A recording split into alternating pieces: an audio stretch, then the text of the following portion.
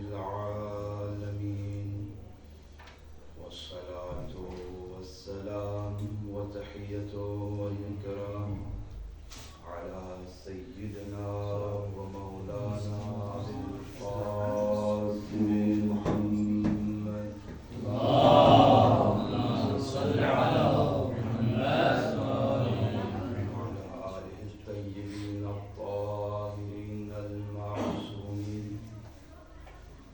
ولعنة الدائمة على أعدائهم أجمعين. أما بعد، فقد قال الله سبحانه وتعالى في قرآن المجيد وقوله الحق وهو أصدق الصادقين. بسم الله الرحمن الرحيم. جاء من الله نور وكتاب مبين. صلاة محمد. اللهم صل على محمد. أزال محترم مجلس صالح تواقع مجلس ادارہ میں آپ کے درمیان حائل نہیں رہوں گا اور 25 سے 30 منٹ کے درمیان انشاءاللہ اپنی خدمتوں کو تمام کروں گا. بسم اللہ. خداوند عالم اپنی ادارے کتاب میں ارشاد فرما رہے ہیں کہ ہم نے نور اور کتاب مبین کو بھیجا. جا آئے من اللہ، اللہ کی طرف سے دو چیز آئی، اور نور و کتاب مبین. نور اور کتاب یعنی دونوں ایک شے نہیں ہے. علماء کرام کی مجلس ہے، علماء کرام تشریف فرما ہے. آپ سب جانتے ہیں کہ معطوف اور معطوف علیہ ایک شے نہیں ہوا کرتے، بلکہ معطوف اور معطوف علیہ میں تغایر ہے، تو الگ چیز ہے. نور اور ہے، کتاب مبین اور ہے. اللہ تعالیٰ ارشاد فرما رہے کہ ہم نے انسان کی ہدایت کے لیے فقط کتاب کو نہیں بھیجا، ہم نے انسان کی ہدایت کے لیے فقط نور کو بھی نہیں بھیجا، بلکہ جاء من اللہ نور و کتاب. ہم نے بنو انسان کی ہدایت کے لیے نور کو بھی بھیجا اور ساتھ ساتھ میں کتاب بھی بھیجا. اور دیکھیں کہ نور کی خاصیت یہ ہے کہ نور اپنے وجود کے اظہار میں کسی کا محتاج نہیں ہے. نور سے آپ فائدہ لینا چاہیں تو نور کسی اور شے کے احتیاج نہیں رکھتا کہ وہ شے ہو تو نور آپ کو فائدہ دے. لیکن کتاب محتاج ہے نور کے، بغیر نور کے کتاب آپ کو فائدہ نہیں دے سکتی. آسان سی مثال ہے، آپ مطالعہ کر رہے ہیں، مثلا بجلی ہے، لائٹ ہے، نور ہے، آپ مطالعہ کر رہے ہیں. جیسے ہی لائٹ بند ہو جائے گی، کتاب ہے لیکن آپ کے کام کی نہیں ہے. اب آپ کتاب کو پڑھ نہیں سکتے، آپ کتاب سے کچھ حاصل نہیں کر سکتے جب تک کہ نور دوبارہ نہ پڑھ جائے. اور اللہ بھی یہ اعلان کر رہا ہے کہ ہم نے انسان کی ہدایت کے لیے کتاب کو کافی نہیں سمجھا. اور اگر تاریخ میں کسی نے کتاب کو کافی سمجھا بھی ہو تو ہم نے ان کی زندگی میں دیکھا اور پڑھا کہ جو شخص جس نے سب سے پہلے یہ نعرہ بلند کیا تھا کہ ہمارے لیے اللہ کی کتاب کافی ہے، بعد وصال نبی وہی شخص ہر جگہ یہ کہتے نظر آ رہا ہے کہ لولا علی اللہ نہ ہوتے میں ہلاک ہو جاتا. اور اللہ سے گڑ گڑا کر دعا کر رہے ہیں بار بار کہ پاک پروردگار ایسی مشکل مجھے سامنے نہ آئے کہ جس کا حل کرنے کے لیے علی مسلم موجود نہ ہو. جس نے کتاب کو کافی سمجھا بھی، کہا بھی، لیکن زندگی بھر وہ کتاب سے استفادہ نہیں کر سکا. کتاب ہے لیکن مشکلات جو ہے دور نہیں ہو رہی، اسے مجبوراً علی کے در میں آنا پڑ رہا ہے، اس لیے کہ کتاب کافی نہیں ہدایت کے لیے. اور اللہ نے دیکھیں جب سلسلہ انبیاء کو شروع کیا تو سب سے پہلے ابو البشر کو اپنا خلیفہ بنا کر بھیجا. لیکن حضرت آدم کے ساتھ کوئی کتاب نہیں نازل کی، بلکہ جناب آدم نے تعلیمات دی اپنی اولاد کو، یعنی پہلے رحمہ بھیجے، بعد میں ہدایت جن کو لینے والے ان کو بھیجا. جب حضرت آدم نے انسان کی تربیت کی تو ایک سلسلہ ایسا آیا کہ جہاں سے اللہ نے انبیاء کے ساتھ ساتھ کتابوں کا بھی نزول شروع کیا. اور ایک کتاب نازل کرنے کے بعد دیکھیں کتابیں کتنی آسمانی، گنی چنی کتابیں، 4 معروف اور کچھ صحیفے ملا دیجئے. کچھ 5-6 سال زیادہ کوئی کتابیں آسمانی نہیں بنتی صحیفوں کو ملا کر، لیکن سلسلہ انبیاء 1,24,000 کا ہے. تو اللہ نے بعد آدم کچھ عرصہ گزرنے کے بعد کتاب کا سلسلہ جاری کیا. ایک کتاب کو نازل کرتے تھے اور اس کے بعد ایک سلسلہ انبیاء کا ہوا کرتا تھا جو اس قرآن اس کتاب کی تفسیر بیان کرتے تھے، اس کتاب کی تعلیم دیا کرتے تھے. یعنی ان کتابوں کی اتنا اہتمام کیا جن کتابوں نے باقی نہیں رہنا ہے، جنہیں صبح قیامت تک باقی نہیں رہنا، ان کتابوں کے لیے اللہ نے اتنا اہتمام کیا کہ ایک کتاب اور دوسری کتاب کے درمیان ہزاروں انبیاء کا سلسلہ جاری تھا. تو وہ کتاب جسے رہنما بنا کر بھیجا، ہدایت بشر بنا کر بھیجا تا روز قیامت، تو کیسے ممکن ہے کہ اللہ اس کتاب کو بغیر مفسر کے چھوڑ دے؟ اور رسول نے عملہ بھی بتا دیا اور قول کے ذریعے سے بتایا کہ قرآن اکیلی نہیں ہے، قرآن اکیلا نہیں بلکہ قرآن کے ساتھ نور بھی ہوگا. اور اللہ نے بھی قرآن کو تنہا نازل نہیں کیا کہ اگر قرآن کافی ہوتا تو اللہ کو کیا ضرورت ہے کہ جاء من اللہ نور و کتاب مبین، بلکہ اعلان کر دیتے کہ جاء من اللہ کتاب مبین. اے لوگوں، اے انسانوں، کتاب مبین آ چکی ہے، فلان یہ گھر میں موجود ہے، جاؤ اس کتاب کو اٹھاؤ اور وہاں سے ہدایت لے لو. لیکن اللہ نے ایسا نہیں کیا، بلکہ اللہ نے اعلان دو چیزوں پہ کیا ہے کہ جاء من اللہ نور و کتاب مبین، کہ اللہ تعالیٰ کی طرف سے دو چیزیں آئی ہے، ایک نور اور ایک کتاب ہے. اگر کتاب کو ایک کافی کرا دے تو عبادات میں سے جو افضل ترین عبادت وہ صلاۃ ہے. اب قرآن جس ترتیب سے ہم نماز پڑھتے ہیں، قرآن میں تو کہیں ذکر نہیں. قرآن میں اجزاء صلاۃ کا ذکر ہے لیکن اس ترتیب کے ساتھ ذکر نہیں ہے. کسی آیت میں رکوع کا ذکر ہے، کسی آیت میں سجدے کا ذکر ہے، تو کسی آیت میں تکبیر کا ذکر ہے. اگر اس کو ہم یہ مانتے ہیں کہ فقط قرآن ہی ہدایت کے لیے کافی ہے، تو اگر ایک شخص پہلے رکوع کرتا، پھر سجدہ کرتا، پھر جا کے تکبیر پڑھ لیتا، تو کیا ہم کہیں گے کہ اس کی نماز صحیح ہے؟ نہیں، بلکہ نماز وہ صحیح ہے جس نماز کو اس نور نے ہمارے لیے پیش کیا ہے، جسے اللہ نے اس قرآن کا مفسر بنا کر بھیجا تھا. کہ اللہ نے ہر کتاب کے ساتھ ساتھ ایسے معلمین کو بھی بھیجا جو قرآن کی تعلیم دیں، جو کتاب کو سکھائیں، جو کتاب کے مفاہیم سے آشنا ہو تاکہ ان مفاہیم کو لوگوں تک پہنچائے. اور رسول خدا بھی اعلان کر رہے ہیں کہ جب تک میں ہوں قرآن کا قرین میں ہوں، قرآن کا مفسر میں، قرآن کو سمجھانے والا میں ہوں، لیکن جیسے ہی اس دنیا سے میں پردہ کر جاؤں کہ قرآن تنہا نہیں رہے گا. عملاً بھی بتلایا کہ کون ہے جو اس مسند کے حقدار ہے، اور قول کے ذریعے سے بھی بتلایا.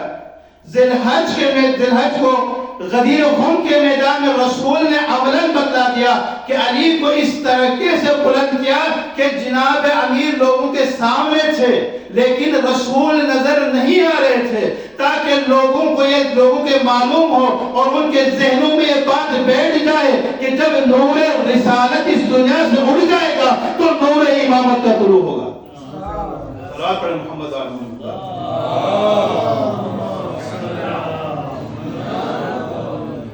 نور رسالت اس دنیا سے پردہ کر جائے تو قرآن تنہا نہیں رہے گا، بلکہ اس مسند میں نور امامت آگے جلوہ گر ہوگا.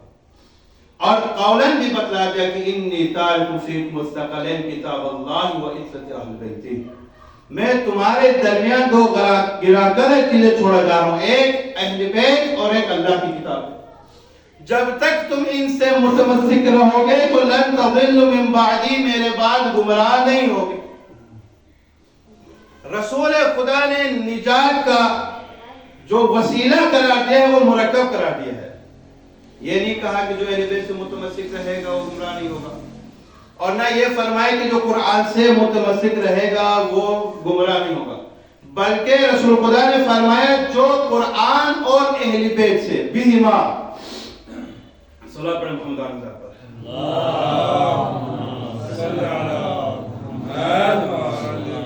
جو ان دونوں سے متمسک رہے گا جو ان دونوں سے متمسک رہے گا وہ کبھی بھی گمراہ نہیں ہوگا۔ اس کا مطلب یہ ہوا کہ جناب والا قرآن کے متعلق آپ کا کیا عقیدہ ہے کہ آیا قرآن میں خطا ممکن ہے؟ آیا قرآن میں نسیاناً اور کسی طریقے سے بھی کوئی غلطی اور خطا کا تصور کرنا ممکن ہے کہ نہیں ہے؟ تمام مسلمان کہیں گے نہیں واقعا قرآن میں اصلاً ممکن نہیں ہے کہ کوئی خطا ہو، کیونکہ اللہ نے کہا الف لام میم ذالک الکتاب لا ریب فیہ، یہ وہ کتاب ہے جس میں شک کی گنجائش نہیں ہے، جس میں خطا کی گنجائش نہیں ہے۔ اور یہاں سے رسول خدا فرما رہے ہیں کہ جو بھی قرآن اور اہل بیت سے متمسک ہوگا وہ کبھی گمراہ نہیں ہوگا۔ یہ نہیں کہا کہ جو اہل بیت سے متمسک ہو، یہ نہیں فرمایا کہ جو قرآن سے متمسک ہو، جس کا معنی یہ کہ جن صفات کا حامل قرآن کریم ہے انہی صفات کا حامل اہل بیت محمد بھی ہے۔ اگر قرآن اور اہل بیت میں تضاد ہوتا کہ قرآن کچھ اور کہہ رہا ہے، اہل بیت کا کردار کچھ اور کہہ رہا ہے، تو تمسک اصلا ممکن ہی نہیں ہے، نجات اصلا ممکن ہی نہیں ہے۔ رسول فرما گئے ہیں کہ دو چیزیں ہیں ان سے متمسک رہیے گا۔ اگر اہل بیت کچھ اور کہتے ہیں، قرآن کچھ اور کہتا ہے، تو انسان جائے تو کہاں جائے؟ جب رسول خدا نے اہل بیت کو قرین قرآن قرار دیا تو ساتھی میں جس طرح عصمت قرآن کا بیان ہے اسی طرح اہل بیت کی عصمت کا بھی بیان ہے۔ قرآن کے بارے میں جب اللہ تعالیٰ نے ارشاد فرمایا کہ الف لام میم ذالک الکتاب لا ریب فیہ، تو اہل بیت کے متعلق فرمایا کہ انما یرید اللہ لیذھب عنکم الرجس اہل البیت یطہرکم تطہیرا۔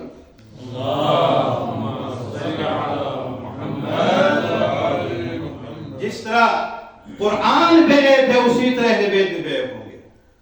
اب میں اس میں نہیں جاننا چاہتا کہ وہ تطہیر سے کیا مراد ہے، اہل تطہیر کون ہے۔ آیت کی بس اتنی گزارش ہے کہ آپ اس آیت کا جو بھی ترجمہ کیجئے گا ذرا شان رسالت کا خیال رکھے کہ آیا پاک کریں یا پاک رکھیں، شان رسالت کا خیال، کیونکہ یہ جو آیت نازل ہوئی رسول کے آخری حیات کے آخری مراحل میں نازل ہوئی ہے، 2 سال پہلے 3 سال پہلے سے زیادہ نہیں ہے۔ کہ اگر آپ کہتے ہیں کہ اس کا معنی ہے پاک کریں، اس کا مطلب یہ ہے کہ اس سے پہلے جتنی بھی قرآن کی آیات نازل ہوئی ہے، جتنے بھی احکام رسول خدا نے بیان کیے ہیں وہ شک کے دائرے سے خارج نہیں ہے، کیونکہ وہ امکان خطا ہے۔ اور ڈگری عصمت کی اب بھی ملے گی رسول خدا کو اپنی حیات کے آخری مراحل۔ تو ذرا لحاظ رکھ کے ترجمہ کیجیے گا کہ اس آیت کے کیا معنی۔ صلی اللہ علیہ محمد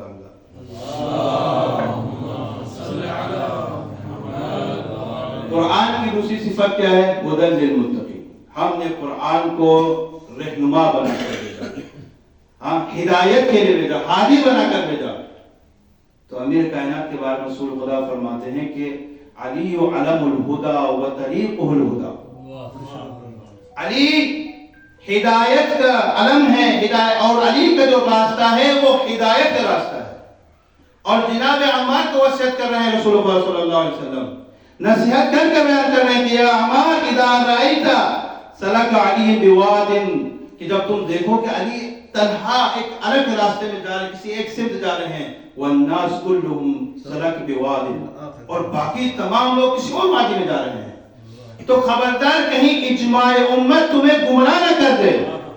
میں کسی اور کی گارنٹی نہیں دے سکتا کہ آیا میرا صحابہ کیا کریں گے، آیا وہ ہدایت میں تمہیں برقرار رکھیں یا نہ رکھیں، آیا وہ تمہیں گمراہ کر سکتے ہیں یا نہیں کر سکتے، کسی اجماع کی گارنٹی میرے پاس نہیں ہے، لیکن علی کی ضمانت میں رسول دیتا ہوں کہ میں رسول سے کہہ رہا ہوں کہ فَاسْلُكْ بِعَلِيٍّ، بس علی کی ہمراہی اختیار کرنا، اس لیے کہ علی تمہیں کبھی گمراہ نہیں کریں گے۔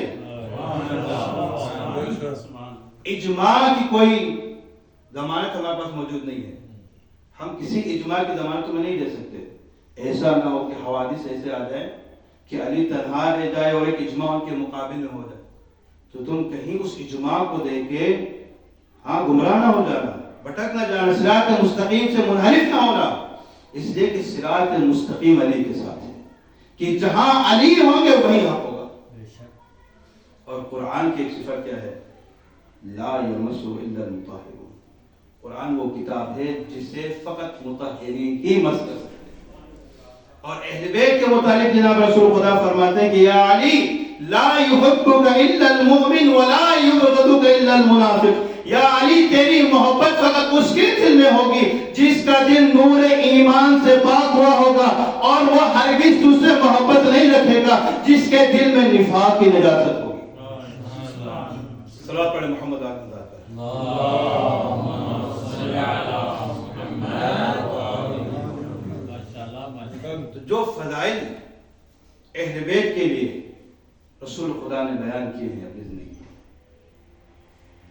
مختلف طریقوں سے, کیونکہ یہ کوئی بات رسول خدا سے تو چھپی ہوئی نہیں ہے کہ بارہا خداوند عالم نے جناب جبرائیل علیہ السلام کے توسط سے رسول خدا صلی اللہ علیہ وسلم کو یہ پیغام پہنچا چکے ہیں کہ آپ کے بعد آپ کی ذریت کے ساتھ, آپ کے خلفاء کے ساتھ کیا ہونے والا ہے. امام حسین کے مصائب جناب جبرائیل نے بیان کیا رسول خدا کے ساتھ. جناب زہرا پر جو مصیبتیں پڑنے والی بعد وفات رسول, اسے بھی جناب جبرائیل بیان کر چکے ہیں. اس لیے رسول خدا جاں بجاں کوشش کر رہے ہیں کہ مسلمانوں کے اوپر اتمام حجت ہو جائے کہ خبردار ان کے مقابل میں نہ آنا. یہ کوئی عام انسان نہیں ہے, یہ میرے بیت وہ ہے جو قرین قرآن ہے. جس طرح قرآن سے نفرت رکھنے والا, قرآن سے بغض رکھنے والا مومن نہیں ہو سکتا, اسی طرح میرے بیت سے بغض و عداوت رکھنے والا مومن نہیں ہو سکتا. لیکن اتنے اہتمام کرنے کے باوجود آیا مسلمانوں نے اہل بیت کا اس احترام کا خیال رکھا؟ کیا احترام ہے اہل بیت کا کہ ختمی مطلب کہ اپنی زندگی کے آخری مراحل میں نقل الباب ہوتا ہے, جناب زہرا جاتی ہیں اور کوئی کہتا ہے کہ مجھے رسول گرامی سے ملاقات کرنی ہے. جناب زہرا جاتی نہیں تھی. کس قدر اس دروازے کی اہمیت ہے کہ وہ ذات جو کسی دن کا محتاج نہیں ہے, اس کے اندر بھی جرأت نہیں ہے کہ وہ زہرا کے دروازے میں بغیر داخل ہو سکے. لیکن مسلمانوں کو کیا ہوا آخر کہ وہ دروازہ جہاں رسول خدا صبح و شام آ کر اہل بیت کے فضائل بیان کر رہے ہیں, اہل بیت کو سلام پیش کر رہے ہیں, اسی دروازے میں ہجوم ہے. مدینے میں لوگوں کا ایک ہجوم ہے. شاید کوئی تصور کرے, آخر رسول کی اکلوتی بیٹی ہے, آخری نبی اس دنیا سے جا چکے ہیں, لوگ تعزیت پیش کرنے آئے ہیں, تسلیت پیش کرنے آئے ہیں. کسی کے وہم و گمان میں بھی نہیں ہوگا کہ مسلمان اتنے سے عرصے میں رسول کی اکلوتی بیٹی کے دروازے کو جلانے آئے ہوں. ایک عام انسان بھی تصور نہیں کر سکتا, ایک غیر مسلم بھی تصور نہیں کر سکتا. ذرا سوچے کہ اگر ہمارے کسی سے دلانہ دشمنی ہی کیوں نہ ہو, خاندانی دشمنی کیوں نہ ہو, لیکن ایک غیرتمند انسان کبھی بھی اس گھر پر حملہ نہیں کرے گا جہاں ابھی کوئی فوتگی ہوئی ہے. اور اگر فوتگی ایسی شخصیت کی ہو جو ختم مرتبیت ہو اور بیٹی زہرا جیسی, تو شاید مسلمان سوچ رہے ہوں کہ تعزیت پیش کرنے رہیں. عزیزو ایسا نہیں ہے کہ ایک جمع غفیر زہرا کے در پہ جمع ہوا ہے اور گستاخی کر رہا ہے کہ زہرا علی کو ہمارے حوالے کر دو. جناب زہرا ارشاد فرماتی ہے, کیا تمہیں معلوم نہیں ہے کہ اس گھر میں کون رہتے ہیں؟ کیا تمہیں معلوم نہیں کہ حسنین بھی اس گھر میں رہا کرتے ہیں؟ تو کسی ظالم نے کہا, زہرا اس سے ہمیں کوئی سروکار نہیں ہے, اگر علی کو تم نے حوالے نہیں کیا تو ہم اس در کی بے حرمتی کریں گے. بس عزیزو ایک دفعہ زہرا چیخی ہے, یا رسول اللہ, یا بتا آپ کے بعد آپ کی امت سے کیسے مصائب ہمیں سہنے پڑ رہے ہیں. بس عزیزو جب زہرا نے انکار کیا, ایک وقت وہ آتا ہے کچھ ملعون آگے بڑھے, در زہرا کو آگ لگائی گئی. بس عزیزو جب جیسے ہی در پہ آگ لگی تھی نا, تو جناب زہرا امامت کی حفاظت کے لیے در کے پیچھے آئی. کسی ظالم نے زور سے دھکا دیا کہ زہرا در و دیوار کے بیچ میں. بس عزیزو جب دیکھا نا زہرا در و دیوار کے بیچ میں ہے, عزیزو اتنے میں محسن صدق ہوا، محسن شہید ہوئے اور جناب امیر کائنات کو درگ سے نکالا گیا۔ اب جیسے ہی زہرا کو ہوش آتا ہے، اپنے غم بھول چکی ہے، اپنا درد بھول چکی ہے، جیسے ہی ہوش آیا زہرا کا پہلا سوال یہ تھا فضا ابوالحسن کہاں ہے؟ بدلا اور یہ مرتضی نظر نہیں آ رہے ہیں۔ عزیزو کیا مظلومیت ہے میرے مولا کی، ارے کیا کرے، اپنی دودہ کی مظلومیت کو سہارا دے یا اپنے بچوں کے گریا کو۔ بس عزیزو جب بچوں نے دیکھا نا کہ ماں پہ بھی ظلم ڈھائے جا رہے ہیں، بابا کو رزق باندھے کیتا جا رہے ہیں، بچے بھی پریشان ہیں، ہائے ہماری مظلومیت۔ ارے ہم وہ شہزادے ہیں جسے رسول اپنے دوش میں لے کے جایا کرتے تھے، آج اس نہج میں پہنچے ہیں کہ نہ ہم اپنی ماں کی خدمت کر سکتے ہیں، نہ اپنے بابا کا دفاع کر سکتے ہیں۔ بس عزیزو ایک عجیب منظر ہے، بس آپ کے جملے اور آپ کی زحمت تمام۔ جب زہرا سلام علیہا نے دیکھا کہ علی موجود نہیں ہے، بتایا گیا زہرا علی کو لے جا چکے ہیں، جب دیکھا کہ دربار خلافت میں علی کو کیا ہے ظلم کیے جا رہے ہیں، علی کو مجبور کیا جا رہا ہے کہ اے ابوالحسن تمہارے پاس دو ہی راستے ہیں، یا قتل کر دیے جاؤ گے یا بیعت کر دو۔ بس زہرا بھی جیسے ہی سننا تھا، یہ حالت دیکھی نا زہرا سے زہرا کیا گیا، برداشت نہیں کر سکی، بلکہ زہرا نے آگے بڑھ کر کہا اے مسلمانوں ابوالحسن کو چھوڑ دو، اگر تم نے ابوالحسن کو نہیں چھوڑا تو میں اپنے بال پریشان کر دوں گی۔ اپنے بابا کی رضا اٹھائے اللہ کی بارگاہ میں تمہارے خلاف دعا کے ہاتھ بلند کروں گی۔ ارے سالے کی اونٹنی سے تو میری عظمت زیادہ ہے، سالے کی اونٹنی کے بچے سے تو میرے بچوں کی عظمت ہے۔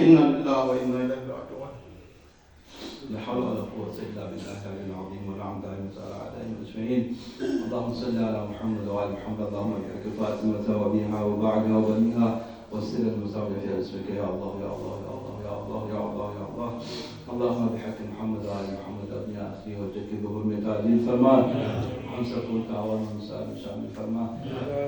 جو کوئی بیمار ہے بحق محمد وعلى محمد نے شفاء عاجلہ و کاملہ عطا فرما، اس مستدر حاضر ہم نے آئے ہمیں کامیابی و کاملانی عطا فرما۔ الہی بحق محمد وعلى محمد جو کوئی آواز رکھتا ہے، جو اپنی کوئی مشکلات میں ہے، پریشانیاں ہیں، انہیں بحق محمد وعلى محمد وہ فرما، ان کی حاجتوں کو اپنی بارگاہ سے پورا فرما۔ جن کے والدین کا حیات ہے انہیں بحق محمد وعلى محمد صحت و سلامتی کے ساتھ طول عمر عطا فرما۔